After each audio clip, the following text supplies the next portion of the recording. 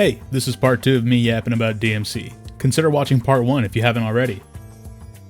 Last time we were introduced to our rival Nello Angelo, and despite beating him, we lost in the cutscene. Luckily, this secret amulet Dante was wearing that nobody mentioned up until that point conveniently falls out of his pocket. To be fair, it's actually been sitting in our inventory the entire time, so let's go ahead and take a look at it.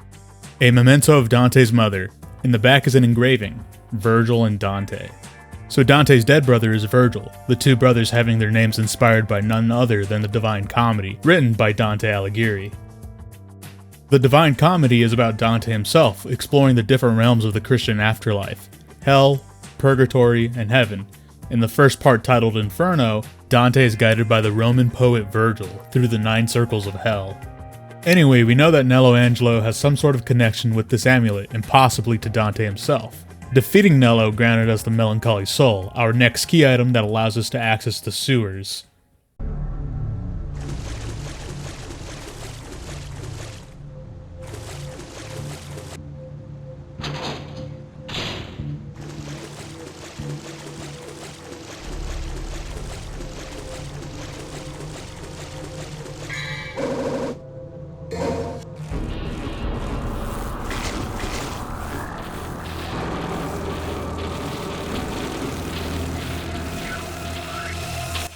Down here we have a new enemy encounter, the Beelzebubs. The name is a derivative of Baal-Zebub, also commonly known as the Lord of the Flies. The name has heavy ties with Abrahamic religions. It's also another name for Satan, and is associated with the deadly sin of gluttony. Pretty spooky stuff. These guys were originally a Resident Evil 4 enemy. Unlike Phantom though, they went pretty much unchanged during development. The music down here is a definite mood setter. This dimly lit and claustrophobic sewer is almost begging for a jump scare to happen. And the only other sound accompanying you is the splash of Dante's feet as he runs to our next destination.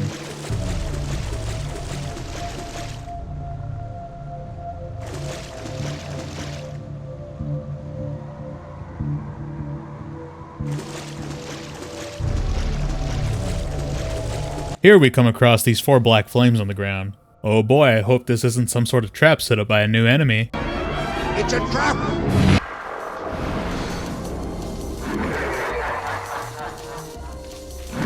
These are Death Scissors, a variant of the Sin Scissor enemy we encountered earlier. They're twice as strong and twice as annoying. They do this spinning diving move where they go into the ground and you can't hit them. Just spam Helmbreaker when you get the chance to get rid of these. We then pick up our next key item, the Guiding Light. We need to take this to the bedroom where we first encountered Nello Angelo. It slowly drains our health while we're holding on to it, so we need to be quick about it. Oh man, I hope I don't get jumped by another optional boss fight. Man, Phantom really doesn't know when to quit. You'd think after getting owned twice that he'd know better. This fight is pretty much the same as the other hallway fight, so it should be no problem at all to take care of him. Back in the bedroom, use the guiding light to go through this secret door. On the other side, we're above the main hall. This is one of the areas where the fixed camera works in this game's favor, because of this really sick angle. Behind this door is a really creepy room with surprisingly no enemies, just a divinity statue if you wanted to buy some items.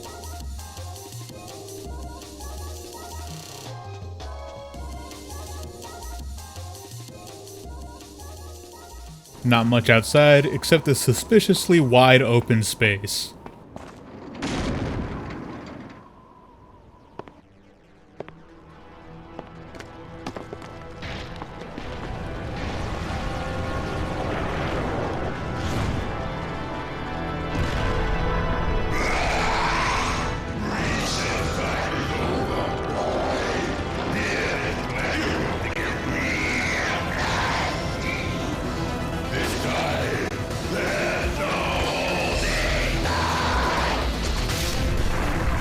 Finally! I was getting tired of playing your childish games. Surprise, it's Phantom again. How many times do we have to teach you this lesson, old man? He's got a couple of new moves, the most notable one being this jumping attack where he tries to land on you. It's the same song and dance as before though, just pop DT, smack him around, and you should be golden.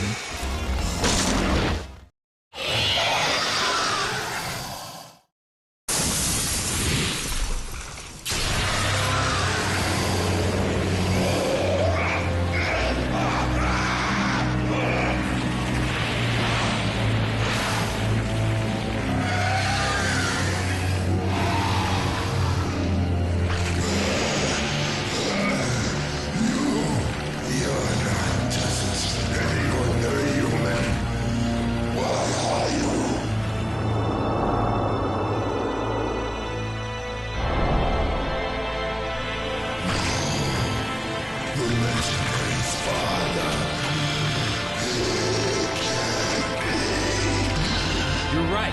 I'm his son, Dante. Sweet dreams.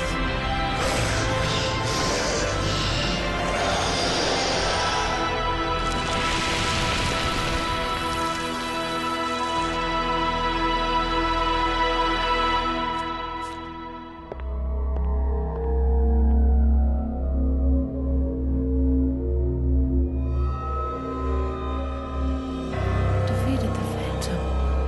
Incredible power.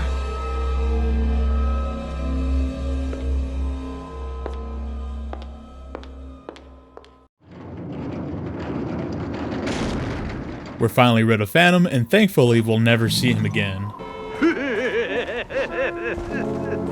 The last cutscene's really cool. The vision of Sparta imposed over Dante, telling the player that the Dark Knight's legacy still lives on through him. We also catch a glimpse of Trish, which is the first time we've seen her since we've gotten to the island. I wonder what she's been up to this entire time. Grab this trident, drop down this hole, and check out this cool skeleton. He's holding arguably the best weapon in the game, the grenade gun. It has good range and massive damage. This thing has it all. Well, if it weren't for its long reload time. Is what I would say if I were bad at the game. By performing the dodge roll maneuver, you can negate the reload time of this thing and pretty much rapid fire it. And as an added bonus, it refills your DT gauge super fast. Needless to say, this is the go-to weapon for most enemies in the game. Slamming down on this lever, it opens up the next area of the game.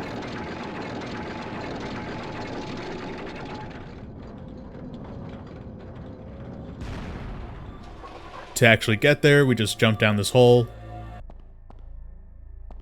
insert the trident inside this pedestal,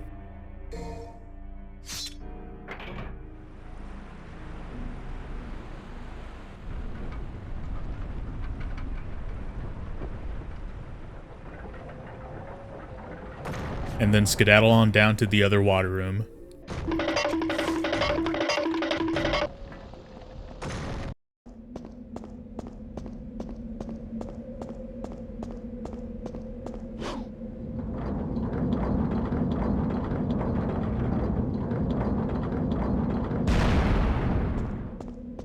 We're now entering the gardens of the game. This rock tells us that our destiny awaits in the Colosseum, so naturally, as any protagonist would, we're gonna go and find out what it is.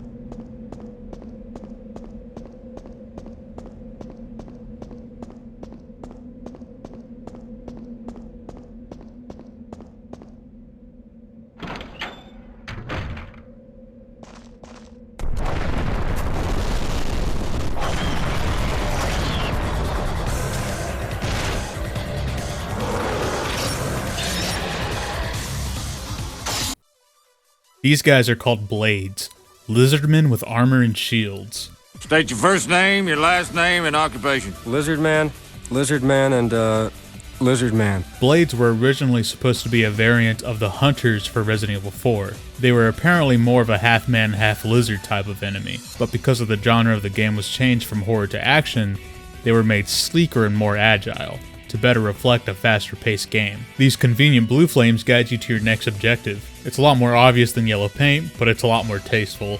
Activating this switch tells the game you'd like to start doing some 3D platforming.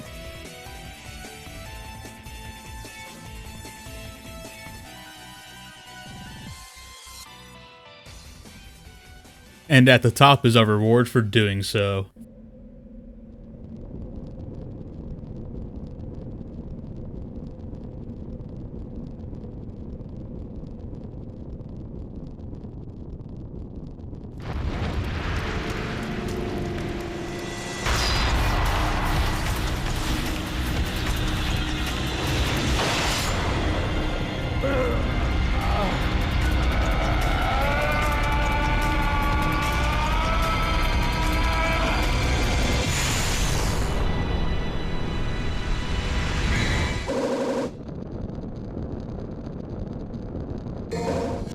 Ifrit is a pair of gauntlets that gives Dante access to a fire-based devil trigger, and the ability to punch holes through his enemies.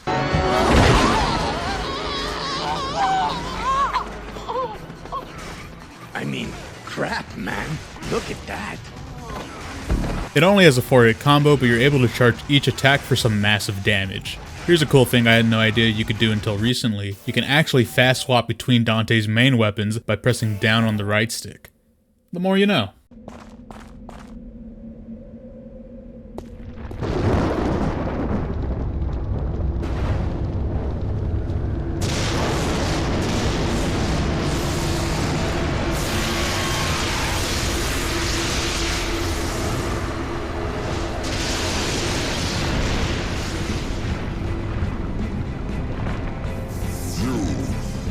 Are you the human, the son of Sparta who challenges the darkness for this? Block off, Featherface, or you can stick around and find out the hard way. I guess Camille really liked that line because they used it again in Bayonetta. Block off, Featherface. This is Griffin, a multi-headed bird and our next boss. His name obviously drawing inspiration from the mythological creature. And not to sound like a broken record, but Griffin was also originally an enemy for Resident Evil 4. So along with Phantom, the Beelzebubs, and Blades, they had to fix up their BOW designs to make them fit with the aesthetic of the game.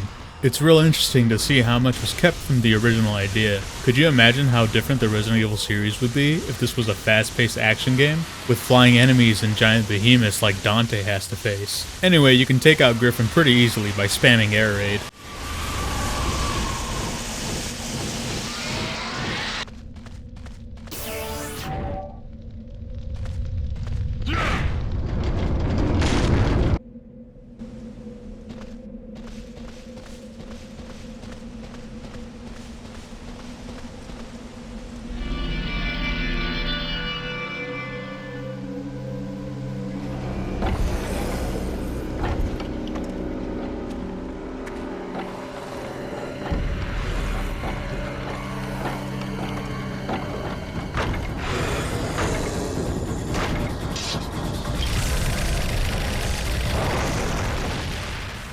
In this fog-filled room, we have the flame variant of the marionettes, the Fetish. Hey now, don't look at this! This isn't for children to see! No, not that kind.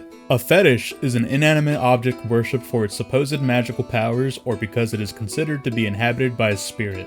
Thanks, Google. Fetishes and marionettes are also the only enemies that will appear in the same room together because of memory limitations. In the next room, I hit up the shop and buy some moves for Ifrit, the most notable one being Inferno, that creates a wall of fire around Dante. And then we pay to win past the next encounter.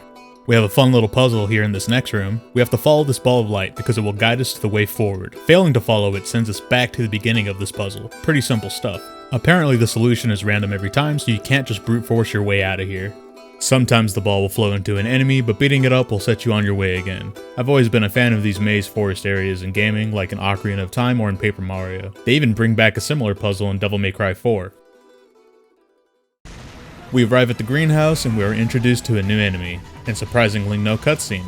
These rock spiders are called Cyclops. No relation to Phantom, by the way. We use the Inferno move we bought earlier to make quick work of them. These guys are actually the only enemies in the game that can hurt each other. In fact, there's a secret mission in the sewers where you have to bait them into killing each other. Inside the greenhouse, we can pretty much ignore every enemy in here, so just rush through it by jumping down this hole, punching a wall, and picking up this brain. And through the store we go.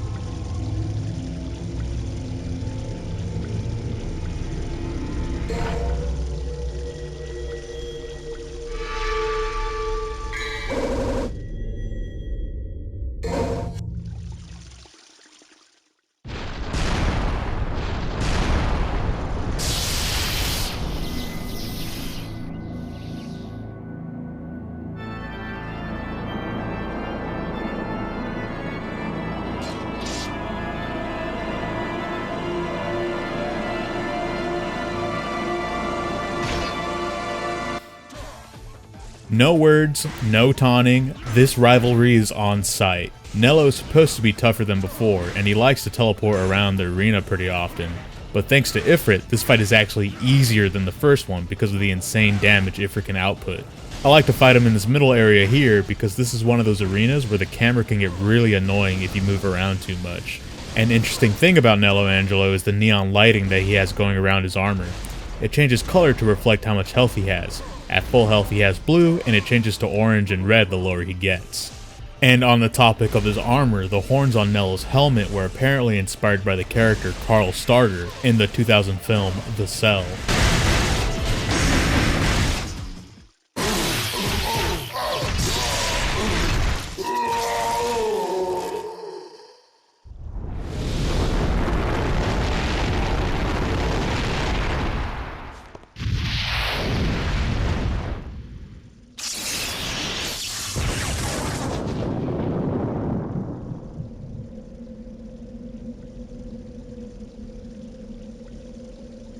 With Nello out of the way, talk to this knight statue, and give him a toast. Then just head on through this door.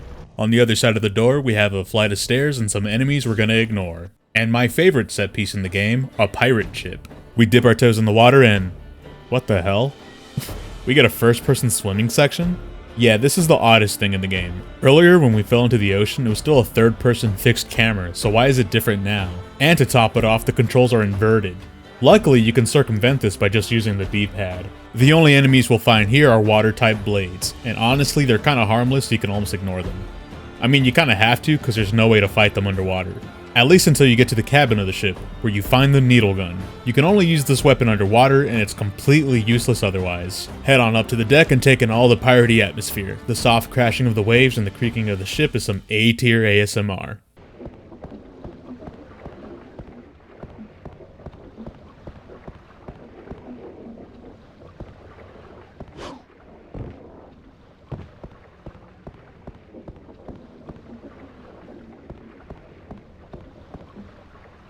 This door here tells us to square up, and if we do, we'll be given the Fire of St. Elmo. Named after the Christian saint Aramis of Formia, the patron saint of sailors, St. Elmo's fire is a phenomena that occurs when there's an electrical discharge in the atmosphere that causes air molecules to split apart and a really awesome blue light is emitted. This was considered good luck by sailors in ye olden times. Here we have a new variant of the Death Scissors, the Death Scythe. Not too different from its sewer counterpart, but it does have a move that launches you up in the sky, so that's pretty cool.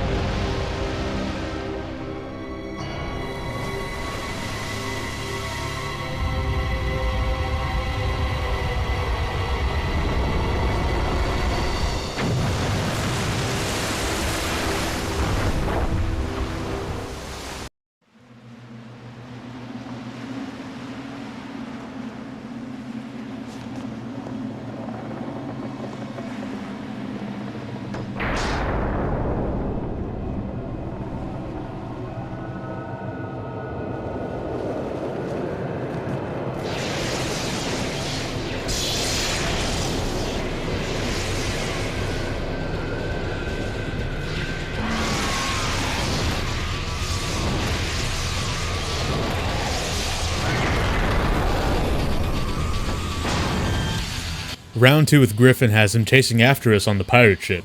I really like this arena because of how dynamic the battle is. It's kinda lame that it's in a foggy cave, but that's probably because of the memory limitations the game has.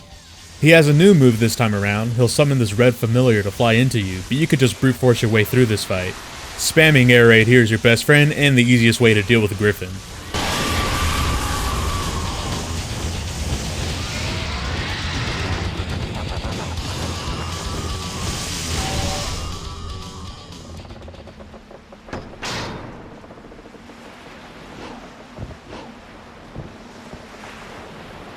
Inside, we're at the captain's quarters. Let's have a talk with him and see what he has to say. My fortune is yours for the taking, but you'll have to find it first.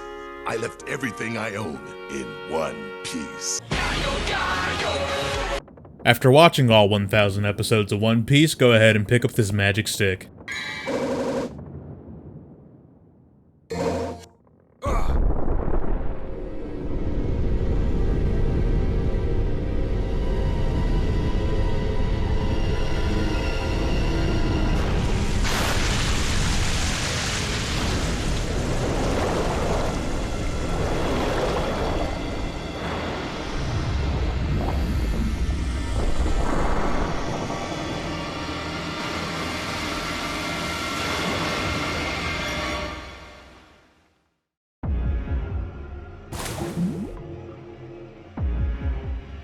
Don't let this music fool you into thinking you need to be quick. I'm pretty sure you can take as long as you need down here. Just take out these lizard men and head on out.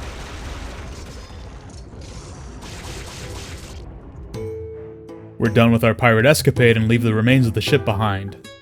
And here we can pick up some treasure. Or not, apparently. I guess if Dante can't use it in a fight, he's not interested. You'd think picking up a gold coin or two couldn't possibly hurt, given that he's pretty much broke all the time. If you've read any of the supplementary materials in the Devil May Cry series, you know Dante's bank account is in the negatives. Devil hunting isn't a risk-free job, so if you're not a near indestructible half-demon hybrid, you're bound to get hurt. Or worse. Dante is broke all the time because he's pretty much giving all his money to the families of the people who have died on his job. That's why he's always taunting his enemies and cracking jokes. That's just how he deals with the guilt of it all. Because although he's half-demon, he's human too. But none of the reading material existed when this game came out, so I'm just talking out of my ass. We pick up the next key item and give this guy a high five.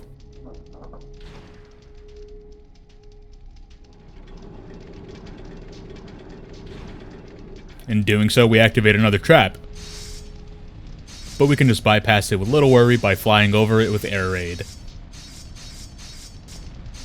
Take the elevator up into this cave, and head towards the exit. Once we're outside, we can just ignore all the enemies in this room, then we can pay to win here, and then we can do the same thing for the next encounter as well. We're finally back to the main hub of the gardens. Just follow the flames over to this fancy red door, and then here we can pick up a shiny rock, punch some walls, do some light platforming, and pick up a pair of lances. These are not a weapon, unfortunately, and they don't even have a cool name. Something you don't really notice throughout the game, well, like something I didn't notice my first time through, is the passage of time. It wasn't until this short cutscene where the game straight up tells you, hey look, it's nighttime. Night, night, night, night. On the other side is another shield door. This one mirrors the one with the lances, but at the end we get a new weapon, the Nightmare Beta. Nightmare Beta is a gun weapon that is actually pretty strong. When it fires, it shoots a laser that bounces around the room, and you can charge it up to have multiple lasers shoot out. The big drawback is that it uses your DT gauge, and we're a fan of our DT gauge, so we're going to go ahead and switch back to the grenade gun. With twin lances in hand, talk to the store and head inside the Coliseum to find out our destiny.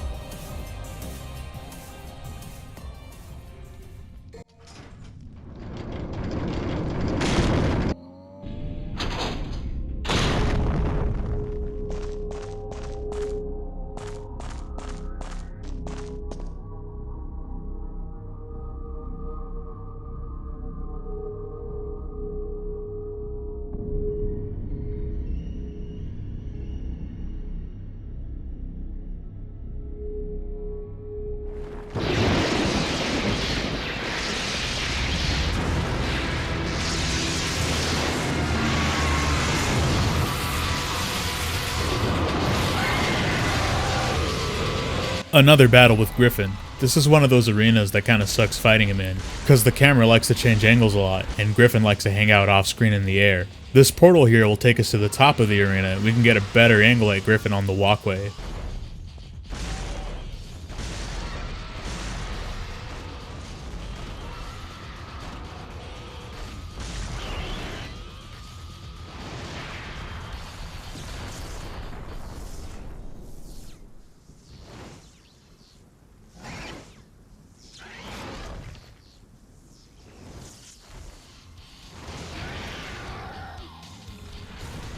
And now that we've taken him down to ground level, all that's left to do is, say it with me, spam air raid.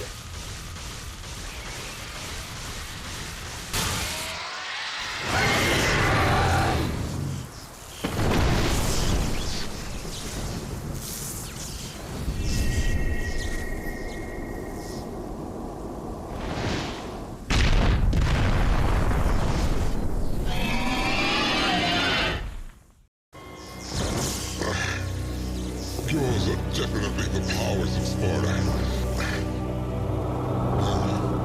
Even more so.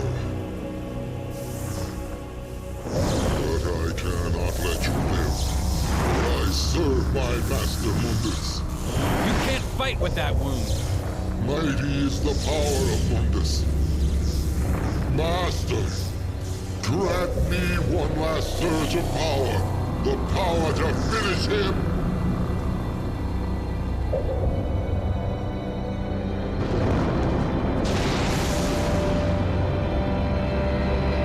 Master Mundus.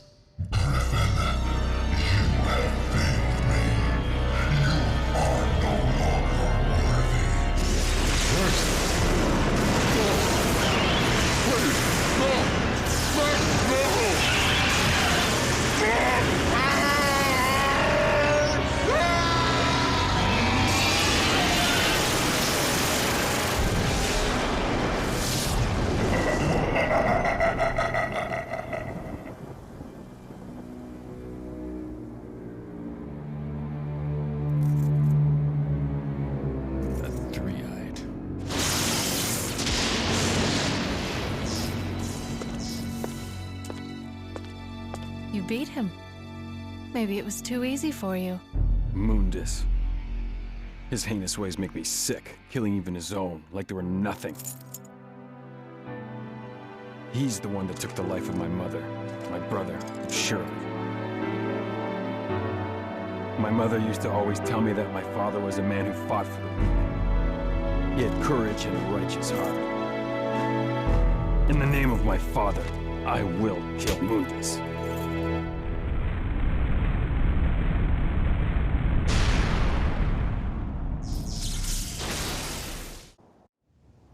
Hey, thank you all so much for making it to the end of the video. If you were paying attention or had me on as background noise, I appreciate the view regardless. I didn't expect the last video to get as many views as it did, so here's hoping this one can do just as well.